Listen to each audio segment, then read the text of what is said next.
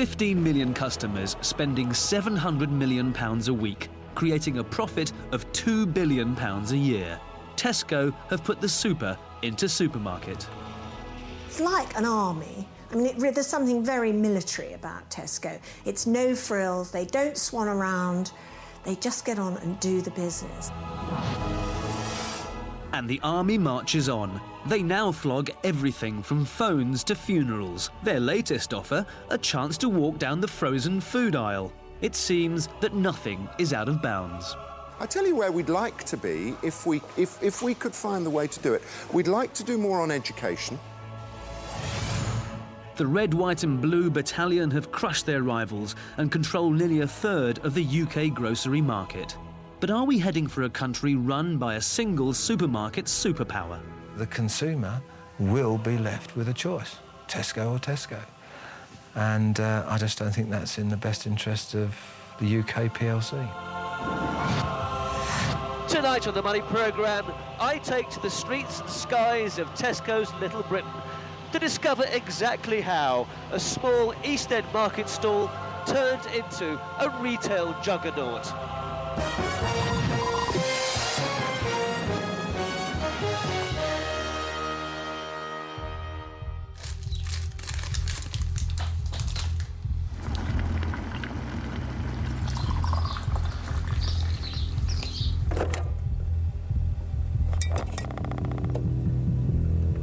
Joe Scott is a tortured soul, trapped in Tesco Town.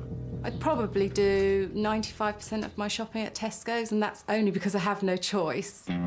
Actually, Jo is spoilt for choice. She's got a big Tesco, a medium-sized one, or a small Tesco. She can take her pick.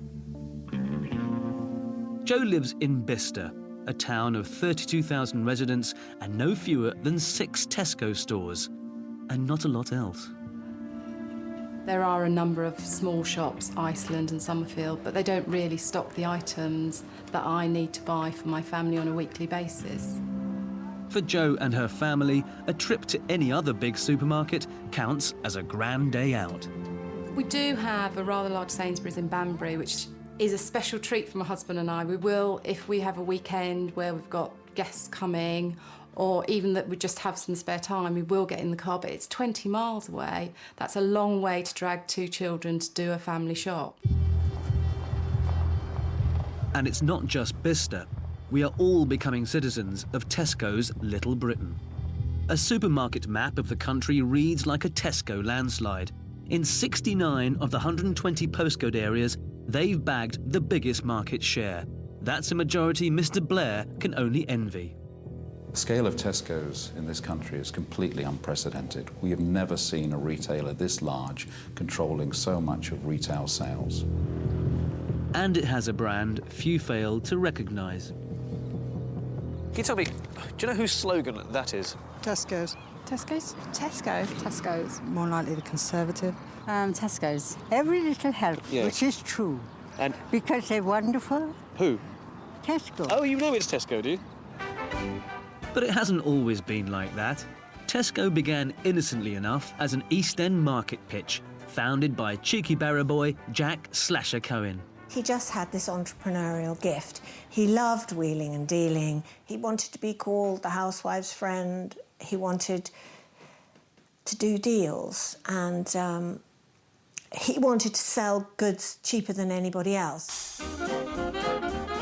In 1932, Jack Cohen ditched the barrow and started to open shops under a name that combined the initials of his tea supplier with his own surname. For a generation of cash-strapped housewives, Tesco was not exactly a friend, more an embarrassing relative. It was pilot high, sell it cheap, and it was very, it was shabby. People weren't paid a lot to work there. There were no facilities. It was just come in and get the goods, and go. For those with loftier aspirations, there was another grocer chain, one that was far more desirable, far more genteel. Sainsbury kind of made a niche through quality. Tesco, it was price, really. And they would appeal to the sort of Barbara Windsor type of working-class woman, who was after fun, after a bargain, whereas Sainsbury was more kind of Julie Andrews. And as the Depression years gave way to the swinging 60s and 70s, it was Julie we wanted to be, not Barbara. Mr. Cohen's brainchild was in deep trouble. Basically, Tesco's only hope was to rewrite the retail Bible. 3 simple commandments have taken them out of the wilderness and to the top. The first is, to be a supermarket superpower, you have to be everywhere. Tesco kicked off with a land-grabbing shopping spree that has left rivals reeling. Tesco is benefiting today from decisions made in the 80s and early 90s when they built up the best property portfolio in the UK. And all the competition, or most of the competition, pulled out the property market on the mistaken belief that the UK supermarket business was mature. How wrong they were. There was plenty of growth left, and Tesco grabbed the lion's share. But as Tesco grew, they ran up against 2 major obstacles: planning laws, which made it hard to find new sites, and competition guidelines, which could prevent them from buying other chains. But hey, if you want to be everywhere, you don't let little details like that get in your way. Remember Bicester? For years, Bicester in Oxfordshire was a quiet little market town. Tesco had to settle for only a couple of stores here. But then, thanks to a remarkably astute little deal, all that changed. From having 2 stores, there were suddenly 6. Bicester had become Tesco Town. There's the original out-of-town store. And 2 miles from that, there's this Tesco Express.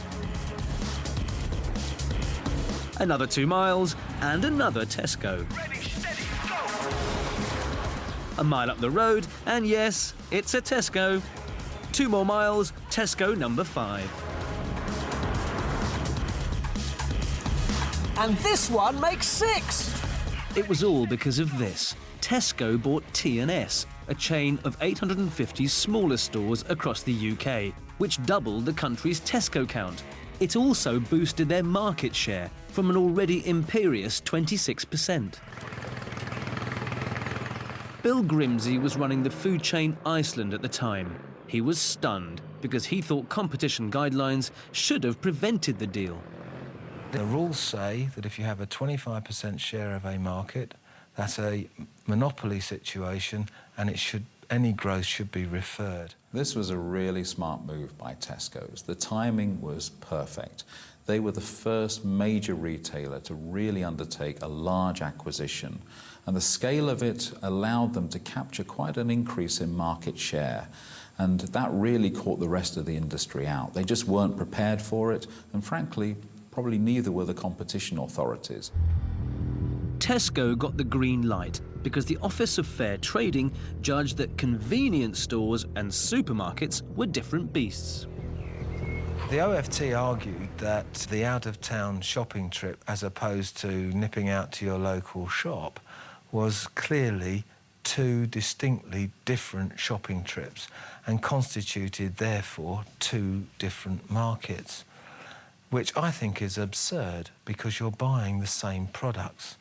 And we protested very strongly, but met a stonewall opposition from the OFT and an absolute refusal to reinvestigate. It's not just rivals who are protesting. Some of the residents of Bicester are less than happy too.